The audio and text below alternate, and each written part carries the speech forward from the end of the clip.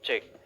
Sawadika Perbahaners, bagaimana kabarnya? Kembali lagi bersama saya John, lagi-lagi still in the house, dan kali ini saya akan merangkum sebuah film action yang diperankan oleh Nicolas Cage berjudul Con Air tahun 1997.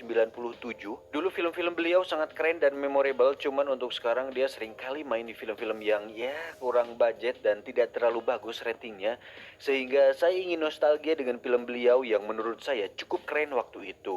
Jadi langsung saja pasang handsfree, simetriskan posisi rebahan, kencangkan celana dalam Teh Yuli. Selamat menonton dan check it.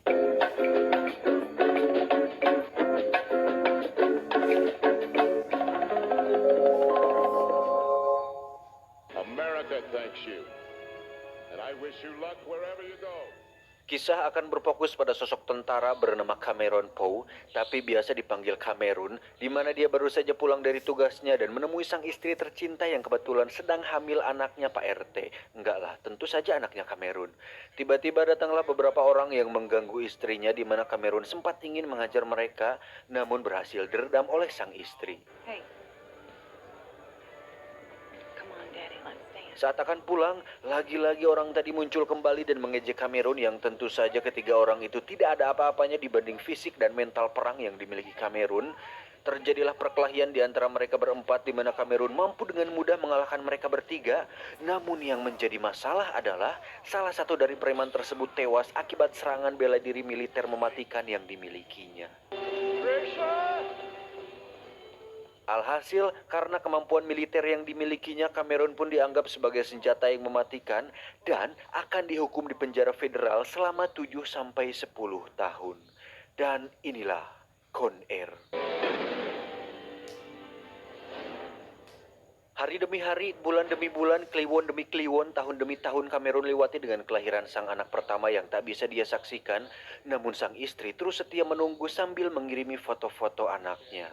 Hal itu ternyata tidak membuat Cameron sedih, apalagi mewek di pojokan sel penjara, melainkan dia terus berlatih dan fokus karena sudah terbiasa mendapat latihan keras selama di militer. Apalagi ditambah dengan semangat ingin segera keluar dan menemui putri kecilnya tersebut. Cameron sendiri mendapat teman satu sel yang sangat manis bernama Mike. Ini orangnya, dan kebetulan hari ini adalah hari kebebasan Cameron, sekaligus pemindahan beberapa tahanan termasuk Mike, di mana Cameron akan ikut naik pesawat bersama dengan para tahanan pindahan tersebut. Di sisi lain, kita akan melihat seorang panglima polisi bernama Vince. Ini orangnya, di mana dia bertugas untuk mengawasi pemindahan para napi, yang ternyata para napi yang akan dipindahkan ini adalah napi kelas kakap yang memiliki riwayat kejahatan paling berat di antara yang lain. Sampai di ruang kontrol, Vince pun bertemu dengan seorang agen DEA, di mana si agen tersebut mengirim salah satu anak buahnya untuk menyamar sebagai salah satu napi dengan tujuan untuk mengawal dan mengawasi para tahanan tersebut dari dalam pesawat. Dan kita akan diperkenalkan satu persatu dari para napi, dimulai dengan Billy, sang pembunuh massal, di mana dia telah membunuh satu keluarga besar dengan sangat sadis. Bahkan ketika ada orang yang menyenggolnya, Billy tidak akan segan-segan membacok orang tersebut. Kedua, ada Nathan Jones, seorang mantan jenderal pemberontak yang pernah meledakkan bom pada sebuah pertemuan besar internasional, sekaligus orang yang pernah mengalahkan Yuri Boyka di dalam penjara. Ketiga, inilah yang paling mendekati Dajjal, di mana dia pernah melakukan semua kejahatan di dunia, seperti menculik, memperkosa, menipu, membunuh, merebut cewek orang, kabur dari penjara, dan berbagai kejahatan besar lainnya. Pria ini bernama Cyrus Grayson. Dan setelah sisa napi sudah masuk, giliran Cameron yang turun, di mana Vince mengatakan bahwa dia hanya ikut menumpang pesawat karena sudah bebas bersyarat dan dia bukan siapa-siapa. Saat semua napi sudah berada dalam pesawat, kita akan melihat satu napi yang tidak asing, yaitu Machete, di mana dia merupakan salah satu napi yang sudah memperkosa 23 wanita dan menato para korban di lengan kanannya. Anyway, I despise rapists. Saat akan lepas landas, kita akan dikejutkan saat melihat Cyrus dan beberapa tahanan khusus ternyata berencana untuk kabur, di mana mereka menyembunyikan sebuah kawat di balik kulitnya untuk membuka borgol di tangannya.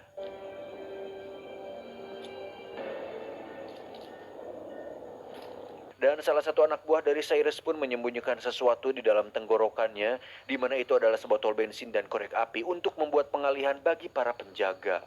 Dan saat waktunya tiba, seluruh petugas pun dibuat sibuk sementara Cyrus dan Nathan keluar dari kurungan yang pada akhirnya berhasil menguasai pesawat tersebut. Dan itu cukup membuat Cameron emosi.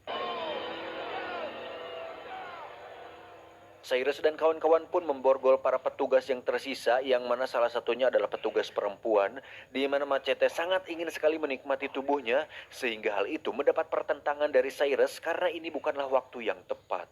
Relax, he's right. Not here, not now. Dan saat mereka semua sedang merencanakan untuk pemberhentian selanjutnya, tiba-tiba si agen DEA pun mengeluarkan pistol dan menyandera salah satu dari mereka, di mana Cameron mencoba untuk membuat si agen tersebut untuk tenang.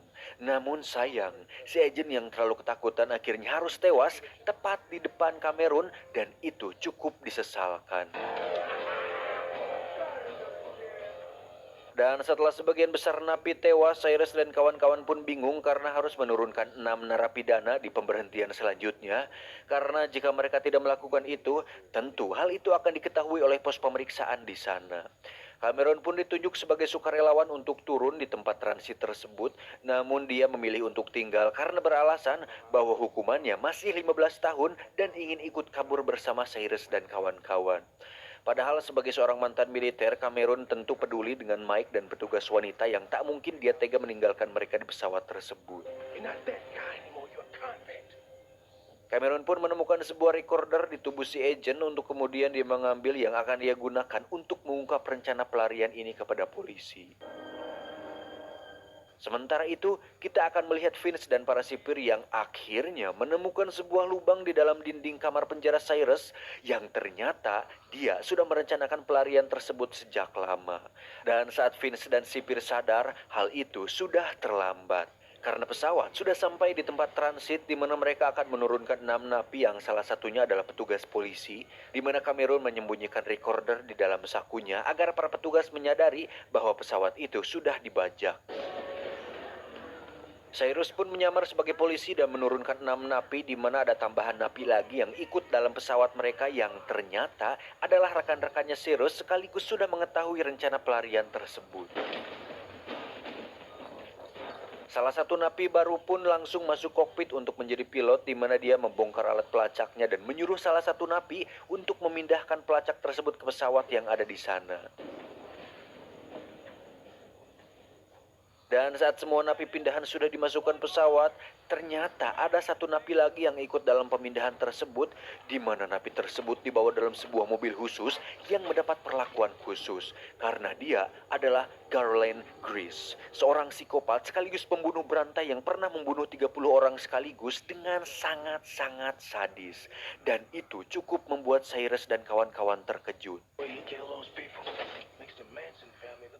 Saat petugas pemeriksaan sudah pergi, salah satu polisi pun memberontak di mana recordernya jatuh dan membuat mereka sadar bahwa pesawat tersebut sudah dibajak. Tapi lagi-lagi, itu semua sudah terlambat karena pesawat tersebut sudah benar-benar dikuasai oleh Cyrus dan kawan-kawan. We've got a situation here, sir. Somebody better call the marshals up. Dengan cepat mereka pun lepas landas, bahkan salah satu anak buah Cyrus yang sedari tadi membantu pun terpaksa ditinggalkan karena polisi sudah mengejar mereka. Beralih ke si Vince yang terlibat perdebatan dengan si agen DEA, di mana si agen ingin agar pesawat tersebut dikejar dan ditembak langsung, namun hal itu mendapat pertentangan dari Vince yang peduli dengan beberapa napi dan sebagian orang yang tidak bersalah. What do we do now? Kembali ke pesawat, Cyrus pun menyuruh Nathan untuk melepaskan Garland dari kurungannya, di mana Nathan nampak ragu untuk melepaskan sang psikopat paling berbahaya di dunia. Namun saat penutup wajahnya dilepas, ternyata Garland memiliki wajah yang tidak menyeramkan sama sekali. Cameron sendiri memanfaatkan kepercayaan Cyrus untuk mengetahui kemana tujuan mereka selanjutnya. Dan setelah mendapat informasi kemana mereka pergi, Cameron hanya tinggal mencari cara untuk memberitahu pihak berwajib tentang tujuan mereka pergi. Warner Airfield, Poe, middle of nowhere. That's our rendezvous point. Cameron pun kembali duduk bersama Mike yang terlihat kesakitan karena perlu kalian tahu bahwa Mike ini mengidap penyakit diabetes, di mana dia harus mendapat suntik insulin untuk meredam penyakitnya tersebut. Tak lama mereka pun melihat ke arah Ghislaine yang memperhatikan mereka berdua sedang ngobrol, yang pastinya membuat kalian semua penasaran dan saya juga perihal seberapa berbahayanya dia sampai-sampai ditakuti oleh para penjahat. Hi, Garland. Beralih ke Cyrus yang mendapat masalah dengan roda pesawat di mana dia menyuruh Nathan untuk memeriksa, namun karena ingin menggawaikan si Cameron, Nathan pun meminta Cameron untuk menemaninya memeriksa ke bawah. Dan saat sudah di bawah, mereka pun terkejut karena di sana ada jasad anak buah Cyrus yang ditinggal tadi yang ternyata menyangsang di lubang roda pesawat. Nathan pun menyuruh Cameron untuk membuang jasadnya di mana dia sendiri ingin mengecek beberapa barang penyimpanan, dan ketika Nathan sedang sibuk sendiri, Cameron pun berinisiatif untuk menuliskan pesan khusus kepada Vince sekaligus menuliskan kemana tujuan mereka agar saat jasadnya dijatuhkan, mereka yang di bawah bisa membaca pesannya tersebut. Jasad tersebut pun jatuh bebas dan mendarat tepat di sebuah mobil yang membuat sebuah kecelakaan beruntun. Selesai memeriksa bagian bawah pesawat, Cameron pun dihadang oleh Billy yang mulai curiga dengan identitas Cameron. Namun karena memiliki alasan yang cukup lihai, Billy pun percaya begitu saja. Hingga saat Nathan mengatakan bahwa di bawah ada kotak penyimpanan barang-barang, Billy pun memutuskan untuk memeriksanya, di mana Cameron mulai khawatir tentang identitasnya yang bisa saja terbongkar. He's a fount of misplaced rage. Beralih ke si Vince yang menemui istri dan anaknya Cameron untuk bertanya tentang kehidupan pribadinya, sekaligus meyakinkan siapa sebenarnya si Cameron ini. Dan saat Vince sudah mengetahui bahwa Cameron orang baik dan masuk penjara gara-gara membela istrinya, Vince pun semakin yakin bahwa Cameron bisa jadi kesempatan emas untuk menghentikan pelarian Cyrus dan kawan-kawan. Tak lama muncullah asistennya yang memberitahukan bahwa ada sebuah pesan dari mayat yang jatuh dari langit, di mana Vince akhirnya mengetahui lokasi kemana pesawat pergi. Hingga saat dia menelpon si agen DEA, dia dan pasukannya tetap kekeh untuk mengikuti navigasi pelacak di pesawatnya yang kita tahu sudah diletakkan di pesawat lain. Dan saat Vince tidak mendapatkan helikopter untuk pergi ke lokasi pemberhentian pesawat, dia pun teringat dengan mobil sport mahal milik si agen DEA dan memutuskan pergi ke sana menggunakan mobil mahalnya itu. Kembali ke pesawat di mana Billy akhirnya mengetahui siapa sebenarnya Cameron Fu, dan tiba-tiba muncullah Cameron yang langsung menyerangnya hingga perkelahian pun tak terelakkan.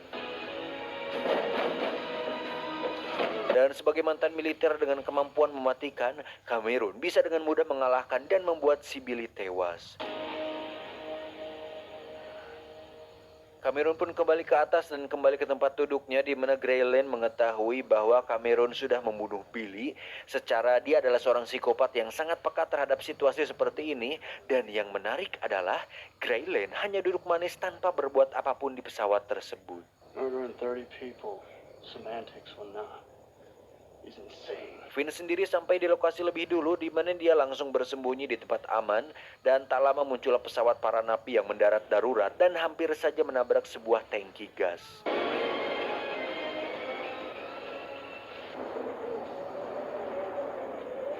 Cyrus dan kawan-kawan pun turun dengan membawa 3 sandera yang merupakan para polisi pengawas, dan saat Nathan akan membunuh mereka bertiga, Cameron pun datang dan melarang Nathan melakukan itu dengan alasan mereka masih bisa berguna untuk rencana selanjutnya. Dan hal itu mendapat persetujuan dari Cyrus. Tujuan mereka mendarat di sana adalah untuk mengisi bahan bakar dan mengambil persenjataan, di mana Cyrus dan kawan-kawan mencoba untuk menggali tanah agar pesawat bisa lepas landas, dan sementara yang lain menggali, Ghislaine terlihat berjalan dan melihat seorang gadis kecil sedang bermain sendiri dan entah apa yang akan dilakukannya.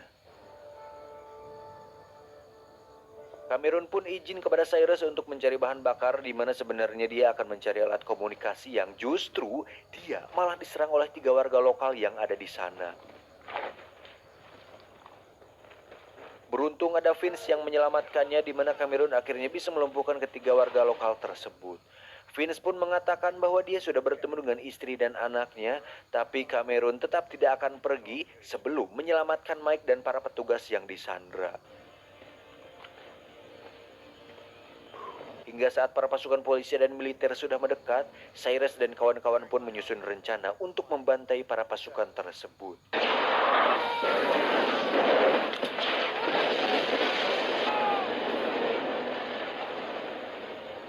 Dan saat yang lain sedang berperang, Machete pun dengan santainya masuk ke dalam pesawat untuk memperkosa si petugas wanita, di mana Cameron tiba-tiba datang untuk menyelamatkan si wanita dari pengencerotan yang akan dilakukan si Machete ini.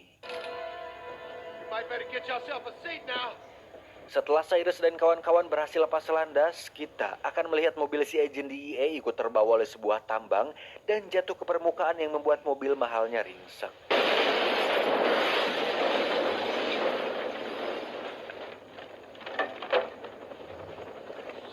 Kembali ke pesawat di mana mereka terlihat sangat senang karena tinggal selangkah lagi untuk menuju kebebasan, yang mana di situ ada Graylin yang sudah duduk manis di sana.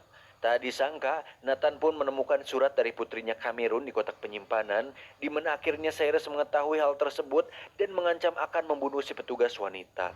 Dan saat Cameron akan mencegahnya, Mike pun bangun dan mengaku bahwa dialah pemilik kotak tersebut. Cyrus pun langsung menembak Mike dan tiba-tiba datanglah dua helikopter yang mana itu adalah Vince dan si agen DEA yang langsung menembaki pesawat mereka. Dan saat semua orang panikan, Graylin tetap duduk manis seolah tak merasakan takut sedikit pun akan situasi tersebut. Melihat situasi ini, Cameron pun bangkit dan langsung menyerang anak buah Cyrus, di mana dia menuju ruang pilot untuk menghubungi si agen DEA agar menghentikan tembakannya. Sempat akan menembaknya dengan rudal, Vince pun mengatakan bahwa Cameron adalah seorang teman yang berpihak pada mereka, sehingga si agen DEA tidak jadi meluncurkan rudalnya. Dan saat Cyrus sudah sadar bahwa Cameronlah pengkhianatnya, dia sudah terlambat karena pintunya sudah terkunci dan tiba-tiba si petugas wanita mendagornya hingga Cyrus tak sadarkan diri. Akibat tembakan tadi, pesawat pun kehilangan bahan bakar sehingga mau tidak mau mereka semua akan mendarat darurat tepat di tengah kota Las Vegas.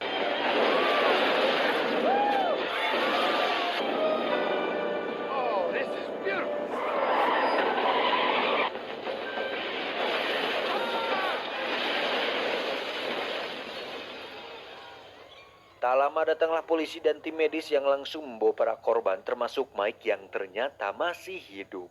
Namun yang mereka tidak sadari, Cyrus dan Nathan ternyata kabur melalui pintu bawah pesawat dan mencuri mobil pemadam kebakaran untuk kabur dari sana. Beruntung hal itu berhasil diketahui oleh Cameron dan Vince yang langsung mengejar Cyrus menggunakan motor polisi.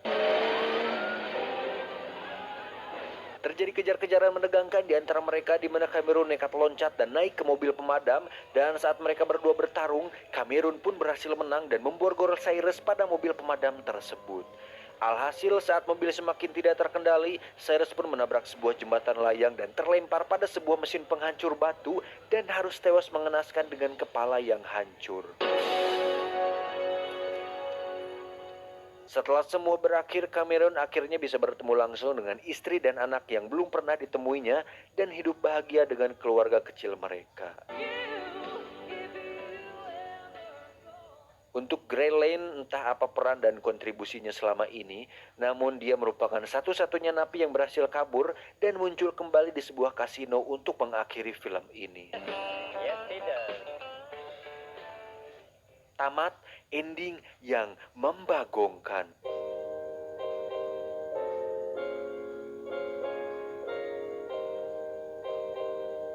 Yap, cukup seru dan beradrenalin, apalagi diperankan oleh aktor-aktor terkenal sehingga setiap karakter sangat kuat sekali personanya.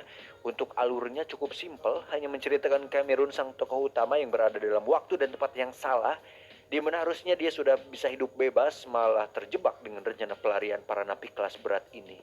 Terkecuali untuk Graylin, saya masih tidak habis pikir peran dia untuk apa di sini. Apakah hanya pemanis saja atau ada clue untuk film selanjutnya?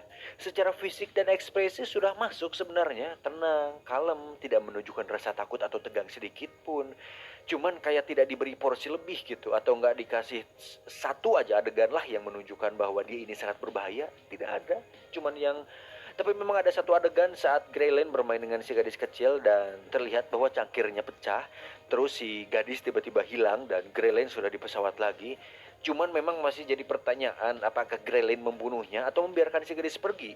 Entahlah, hanya mbak-mbak SPG Rokok Magnum Filter yang tahu. Pesan yang bisa kita ambil dari film ini adalah sosok Cameron yang berani membela kehormatan sang istri dan setia kepada maikawannya, sehingga hal itu menjadi pelajaran penting bagi pria bahwa untuk menjadi laki-laki sejati diperlukan keberanian dan peran menjadi tokoh utama itu. Saya John beserta jajaran napi berbahaya di dunia mengucapkan terima kasih dan adios. Bulu betis ikan lele.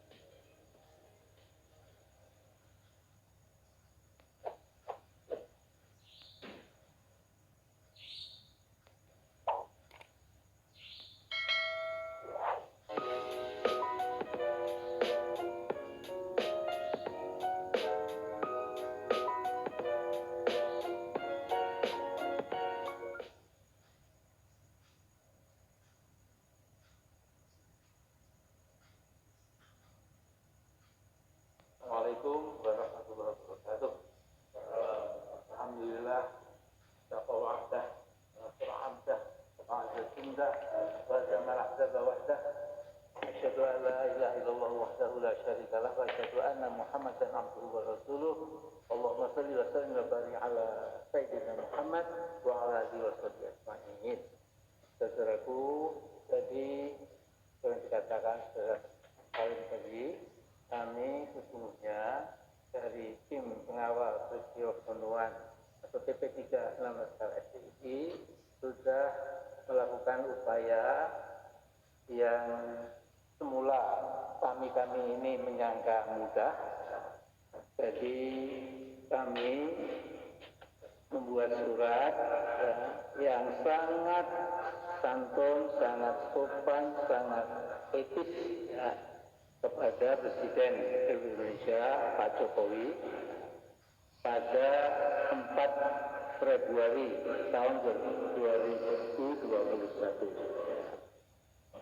Itu sesungguhnya kami akan memberikan masukan tentang temuan-temuan kami. Ya.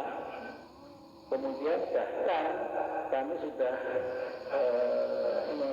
mengupayakan semacam usulan kalau kita sudah bertemu itu sebuah jalan tengah win-win solution. Ya. Jadi kami yakin Presiden Jokowi sebenarnya juga terbuka dan akan menerima kami. Ya. Tapi ternyata setelah sekian puluh hari ya, baru kemudian ada surat bukan dari istana tetapi dari Kementerian Koordinator Bidang Politik, Hukum dan Keamanan Republik Indonesia. Jadi di situ bahkan yang saya katakan bukan surah Mahfud, tetapi sekretaris kementeriannya yang mengatakan bahwa pemerintah sudah mempercayakan penyidikan atau investigasi atas kasus 16 TNI yang tewas di kilometer 50 Jalan Tol Jakarta Cikampek dan lain sebagainya. Jadi pokoknya sudahlah katakan pada kami, ya, kami pemerintah nanti sudah selesai semuanya. Nah, kemudian saudara, kemudian tentu tidak mungkin kita lantas diam saja, sehingga kami membalas surat dari Kementerian Koordinator Bidang Politik, Hukum dan Keamanan itu bukan kepada Mahfud, ya, tapi kembali lagi pada Presiden Republik Indonesia. Ya. Jadi nanti akan terangkan secara teknis, ya. Baik, saya bisa mengatakan di sini bahwa kami membuat surat 2 paragraf yang juga dibaca oleh saudara Marwan Batubara, gitu. Tapi intinya adalah bahwa kami tidak pernah bisa berhenti, ya. Karena yang perjuangan adalah sebuah kebenaran. Jadi ini semacam wajib kifayah saja di antara anak-anak bangsa itu, yang mengambil alih tugas ini mewakili untuk semuanya. Nah, tugas kita kami akan terus kami lakukan ke depan. Dan karena itu sepenuhnya saya berikan waktu kepada Mas Marwan nanti kami juga memberikan pendapat-pendapat supaya lebih memperkaya melengkapi sikap kami. Saya kira itu dulu dari saya. Assalamualaikum warahmatullahi wabarakatuh. Waalaikumsalam. Assalamualaikum warahmatullahi wabarakatuh. Saya langsung bacakan saja isi surat yang ditujukan kepada Presiden Republik Indonesia dari tim pengawal peristiwa pembunuhan atau TP3 6 Laskar FPI dengan nomor 05 garis miring A garis miring TP3 garis miring 2 Romawi garis miring 2021 tertanggal 4 Maret 2021 yang kemarin sudah kami masukkan ke dalam box surat di Setnek khusus untuk Presiden Jokowi. Dengan hormat, kami ucapkan terima kasih kepada Presiden Republik Indonesia yang telah menanggapi surat permohonan audiensi dari TP3 6 Laskar FPI tertanggal 4 Februari 2021 melalui surat Kementerian Koordinator Bidang Politik, Hukum, dan Keamanan tertanggal 25 Februari 2021. Dengan tanggapan tersebut, kami meyakini bahwa Presiden Republik Indonesia telah menunjukkan sikap yang tidak berkenan dan tidak mampu atau unwilling and unable untuk menuntaskan kasus pembunuhan tersebut yang menurut pengamatan dan keyakinan kami merupakan pelanggaran HAM berat. Kami tetap akan melakukan perjuangan untuk memperoleh keadilan bagi para korban sesuai dengan Pancasila dan undang-undang yang berlaku. Atas nama tim TP3 tertanda Muhammad Amin Rais, kemudian yang kedua Abdullah Heha Mahua. Surat ini juga ditembuskan kepada Menko Polhukam Pak Mahfud dan juga Mensetnek yaitu Pak Pratikno. Demikian, terima kasih. Assalamualaikum warahmatullahi wabarakatuh. Assalamualaikum warahmatullahi wabarakatuh. Isi surat tersebut sudah sangat bagus, singkat, padat, dan tepat sasaran. Dan kita harus terus berjuang untuk menegakkan kebenaran dan keadilan atau yang hak. Apabila memang pemerintah tetap tidak mau merespon, maka kita bisa mengatakan bahwa pemerintah itu adalah masuk dalam kategori rezim al-kadzabul akhir. Jadi al-kadzabul akhir itu sering janji tapi selalu bohong, katanya siap menerima kritik tapi pada saat dikritik justru lain lagi masalahnya. Ini seakan-akan ya pemerintah tidak lagi memiliki kepedulian kepada nasib anak-anak bangsa Indonesia. Tujuan kita yang mulia ini ternyata ditafsirkan oleh mereka dengan penafsiran-penafsiran yang sangat negatif dan dituduh macam-macam. Oleh karena itu sekali lagi kita akan tetap berjuang menegakkan kebenaran dan keadilan, dan tidak lupa kita semua harus siap memohon kepada Allah di 2/3 malam. Semoga Bapak Presiden ini bisa mendengar berikan hati rakyat Indonesia yang dizalimi. Terima kasih. Assalamualaikum warahmatullahi wabarakatuh. Assalamualaikum warahmatullahi wabarakatuh.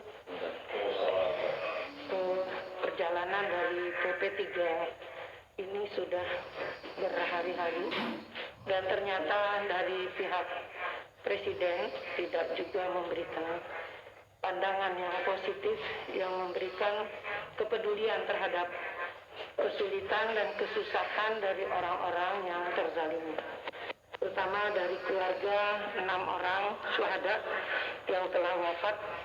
Oleh karena itu kami juga merasakan bahwa kalau ini terus berlangsung, kezaliman ini terus berlangsung, maka kami tidak tahu apa yang akan terjadi apabila kita semua yang merasa peduli berdoa pada Allah SWT, tentu Allah akan menurunkan azabnya kepada orang-orang yang tidak merasa menzalimi padahal dia telah melakukan kezaliman yang amat sangat.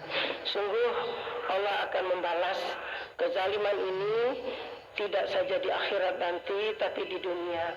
Karena kami merasakan betapa sakitnya hati orang tua dari 6 orang anak-anak kami tersebut, yang sampai hari ini mungkin air matanya tidak pernah berhenti, karena anak-anak itu ternyata adalah anak-anak harapan dan anak-anak tulang punggung daripada keluarga mereka. Dan terutama keluarga mereka bukan dari orang-orang yang kaya, tetapi mereka adalah dari orang-orang menengah ke bawah. Oleh karena itu kami mohon kiranya Bapak Presiden segera tersentuh hatinya untuk mengambil sikap menjawab apa yang menjadi keinginan daripada TP3 ini yang mewakili dari keluarga anak syuhada tersebut. Mudah-mudahan Allah SWT akan memberikan petunjuk hidayah Allah menghendaki, tetapi tentu ini semuanya kita serahkan pada Allah SWT. Bayahdillah falam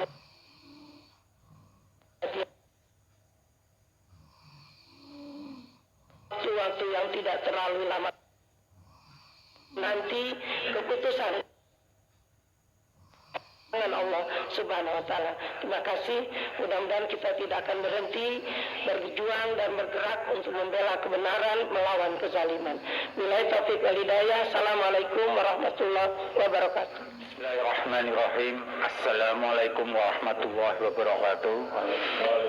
Melanjutkan apa yang telah disampaikan oleh rekan-rekan kami anggota TP3, yang ingin kami sampaikan bahwa bila selama ini itu Presiden hanya menerima informasi dari bawahnya atau dari aparatnya, kami mengirim surat itu agar Bapak Presiden menerima informasi juga dari rakyatnya. Nah, TP3 ini adalah mewakili rakyat yang juga presidennya itu adalah Bapak Jokowi, dan juga mewakili warga negara Indonesia yang 6 orang yang dibunuh oleh aparatnya, yang presidennya juga adalah Bapak Jokowi.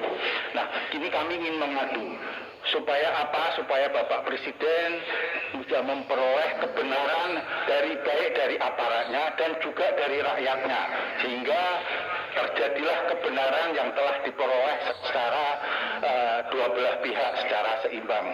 Nah, adanya surat penolakan untuk bertemu dengan kami ini, kami jadi mengartikannya sebagai bahwa berarti Presiden ini hanya ingin menerima kebenaran dari pihaknya saja atau dari aparatnya saja. Padahal kami ingin mengadu, sebagian dari pengaduan kami itu karena ada temuan yang dilakukan oleh bawahannya atau aparatnya.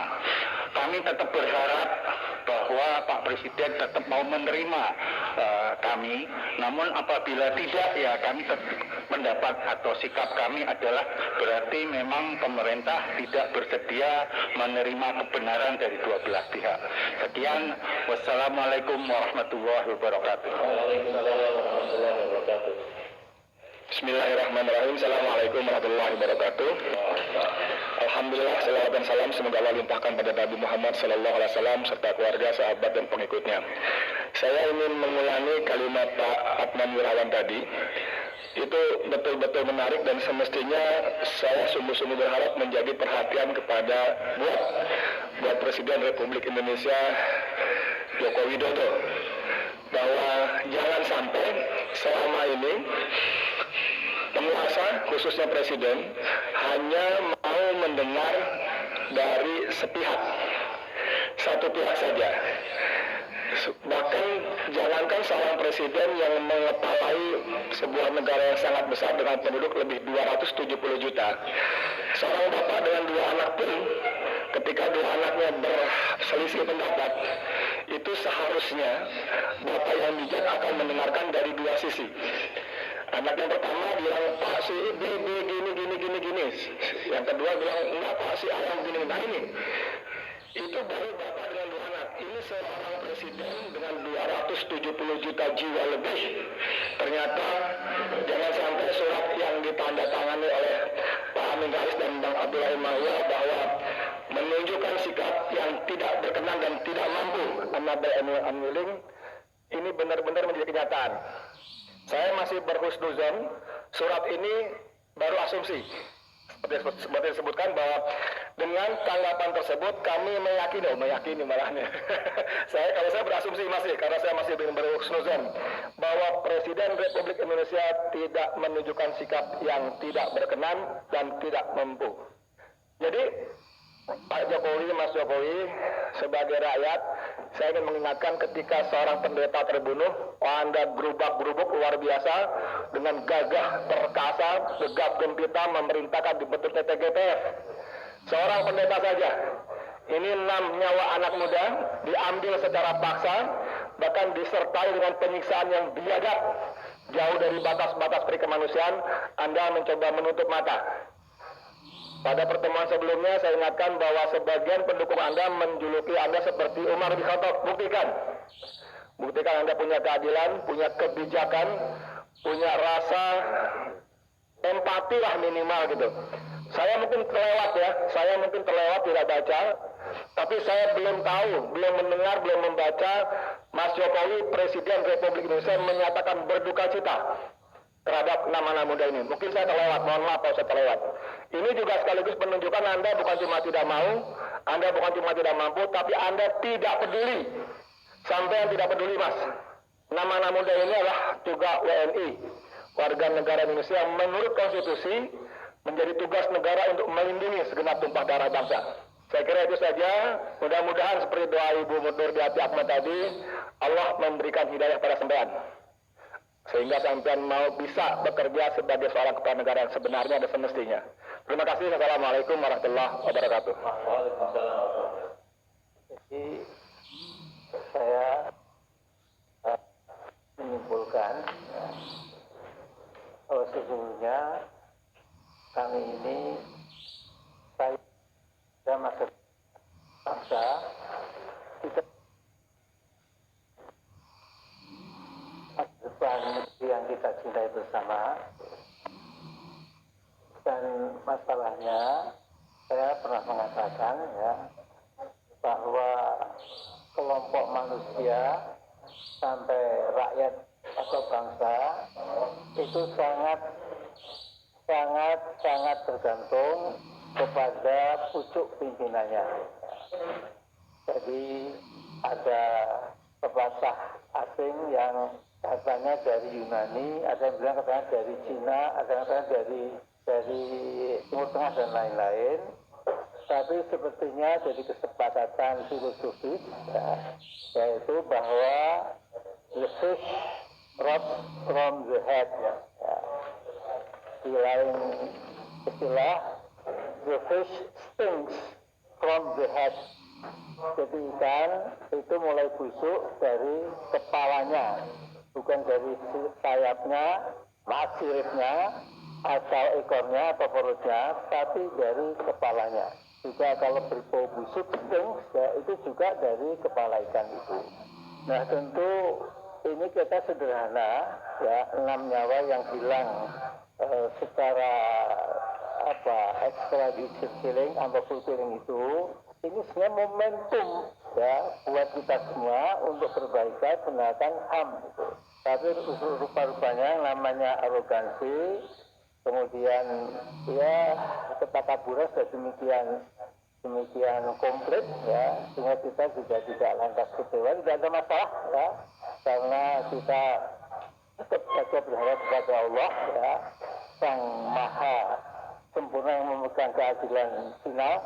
Jadi saya hanya mengatakan tentu saja kita menghimbau, Pak Jokowi, buka dong pintu istana. Kita ini bukan rakyat Indonesia yang ingin buat huru hara ya. Itu di luar kamus kehidupan kami semua, P3 ya. Jadi kalau Anda mau menerima kami, ya, on equal footing, duduk sama rendah sama tinggi, ya, sederajat, ya, rakyat sederajat dengan presidennya, saya ulangi lagi. Jadi siapa tahu, ya, kemudian Anda terbuka hatinya siapa tahu, ya. Karena saya melihat perkembangan saya sudah luar biasa, sudah menyadari sudah kelewatan lah, ya. Jadi saya hanya itu saja, ya, nanti pada saatnya akan ditutup dengan sebuah doa. Ya, terima kasih Pak Mursalin. Jadi seperti pernah kami sampaikan sebelumnya pada berbagai kesempatan, setelah ini kami akan berharap ya bahwa akhirnya DPR terutama Komisi 1, 2, dan 3 berkenan untuk menerima TP3 karena surat sudah kami layangkan beberapa minggu yang lalu.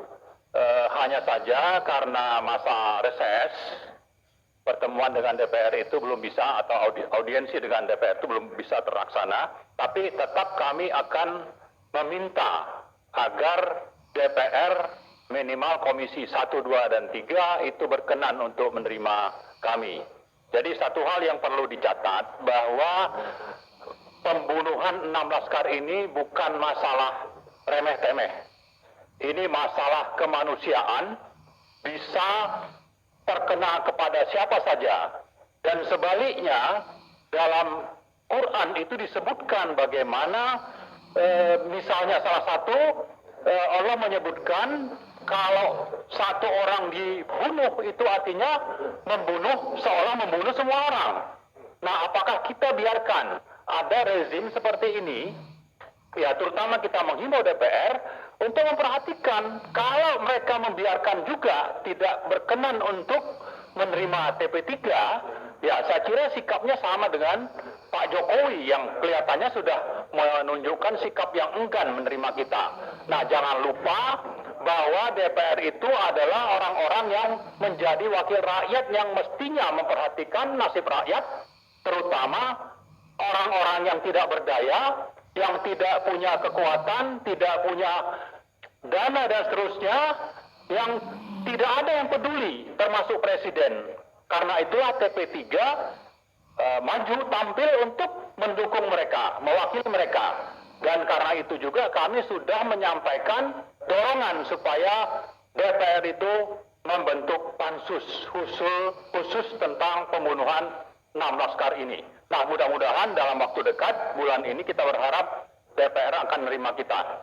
Nah, terakhir saya kira, meskipun tadi sudah disebutkan beberapa bapak-bapak yang sebelumnya bicara tentang permintaan kepada Pak Jokowi, itu dalam rangka kita sebagai anak bangsa, kita sama. Tapi supaya juga dicatat, kami tidak pernah merengek-rengek untuk supaya bisa diterima. Kalau tidak mau terima juga tidak masalah. Semuanya sudah kami serahkan kepada Allah dan itu juga sudah dibuktikan dengan adanya sumpah mubahalah yang disampaikan 2 hari yang lalu di Jakarta. Saya kira itu saja. Terima kasih. Assalamualaikum warahmatullahi wabarakatuh. Waalaikumsalam warahmatullahi wabarakatuh. Bismillah. Assalamualaikum warahmatullahi wabarakatuh. Terima kasih Pak Amin, Bapak yang hadir di sini, dan juga para hadirin yang menyaksikan acara tayangan ini. Kalau saya sedikit menyampaikan pendapat mengenai penolakan yang disampaikan oleh Bapak Presiden.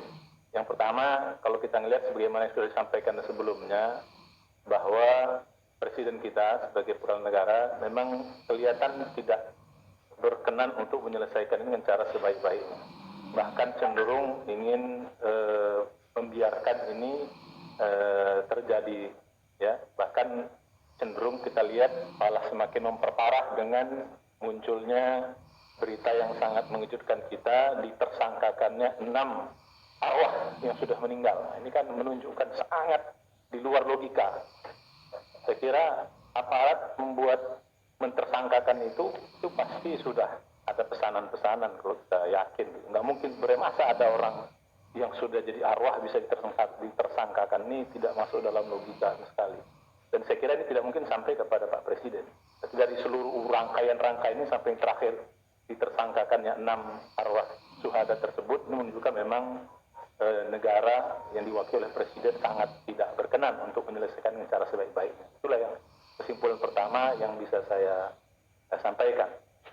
Yang kedua, kami sebagai tim TP3 ini tidak akan pernah berhenti untuk terus memperjuangkan ini. Ya, memperjuangkan ini sampai kapanpun, sampai ini benar-benar selesai. Ya, tidak bisa di rezim ini, insya Allah juga mudah-mudahan di rezim yang akan datang. Ini menjadi utang besar yang sangat memalukan sekaligus memilukan bagi rezim ini. Ya, warisan yang sangat buruk. Ya, ini tetap akan kita usahakan, bukan sekarang, sampai kapanpun tetap akan kita perjuangkan insya Allah dengan segala kemampuan yang kita bisa, baik di dalam negeri maupun di luar negeri nanti insya Allah, mudah-mudahan di dunia internasional dengan segala kemampuan yang kita bisa. Itu yang kedua. Nah, yang ketiga ini yang berkaitan dengan agama. Kalau tadi berkaitan dengan kemanusiaan dan negeri kita ini, yang ketiga yang berkaitan dengan agama. Kemarin kita sudah ikut memfasilitasi sumpah mubahalah atau doa mubahalah yang disampaikan oleh keluarga 6 korban ini. Nah, ini sangat berat sebenarnya konsekuensi dalam agama. Mudah-mudahan orang-orang yang beriman yang berada di pemerintahan menyadari ini. Ya, ini adalah suatu ungkapan yang doa yang sangat berat mubahalah ini, konsekuensinya ya, baik di dunia maupun juga di akhirat. Nah, kami melihat setelah mubahalah ini pun juga tak nampak tanda-tanda ya pemerintah untuk bisa menyelesaikan dengan baik. Ya, maka karena itu pada poin yang ketiga ini kami untuk semakin menguatkan doa dari orang yang terzalimi, maka kami menghimbau kepada seluruh rakyat Indonesia yang masih memiliki kepedulian atas tegaknya keadilan di negeri kita ini, atas hancurnya kezaliman di negeri kita ini. Nah, kami berharap untuk mari kita berdoa di setiap waktu-waktu makbul yang kita punya. Kalau bapak-bapak, ibu-ibu satu hari berdoa mungkin 10 kali, 20 kali, tolong selipkan doa ini. Apa itu? Doa supaya siapapun rezim, termasuk rezim yang mendukung terbunuhnya syuhada 6 laskar FPI ini, supaya Allah tunjukkan kekuasaannya di dunia ini. Ya, baik pelaku langsungnya maupun pelaku tidak langsung maupun aktor intelektualnya, termasuk yang mengizinkannya. Nah, itu kita minta siapapun dari bawah sampai ke atas.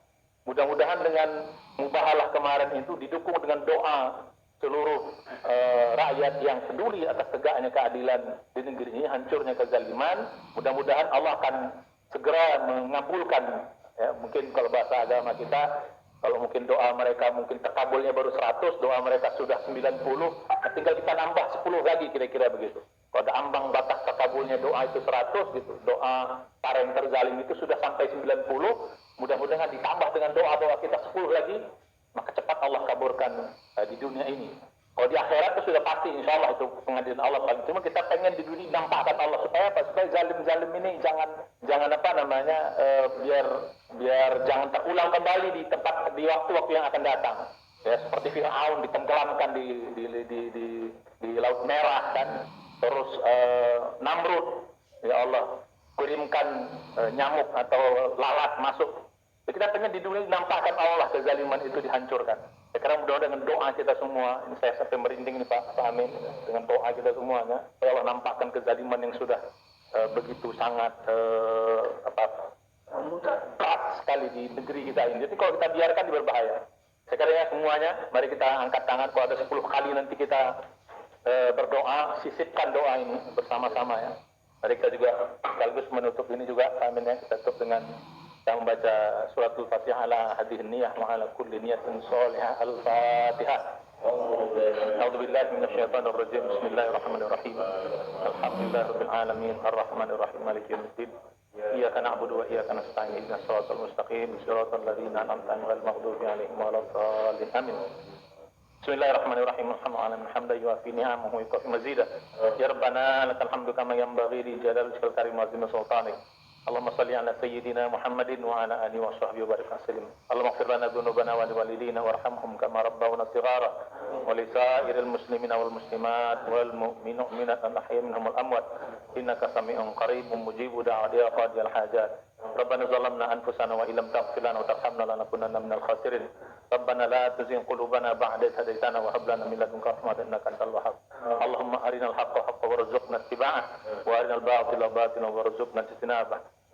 اللهم انصرنا فإنك خير الناصرين وافتح لنا فإنك خير الفاتحين واغفر لنا فإنك خير الغافرين وارحمنا فإنك خير الراحمين وارزقنا فإنك خير الرازقين واهدنا ونجنا من القوم الظالمين واهدنا ونجنا من القوم الفاسقين واهدنا ونجنا من القوم الكافرين. Allahumma ya Allah, ampunkan semua dosa kami ya Allah, maafkan kesalahan kami. Allahumma ya Allah, terimalah doa kami ya Allah.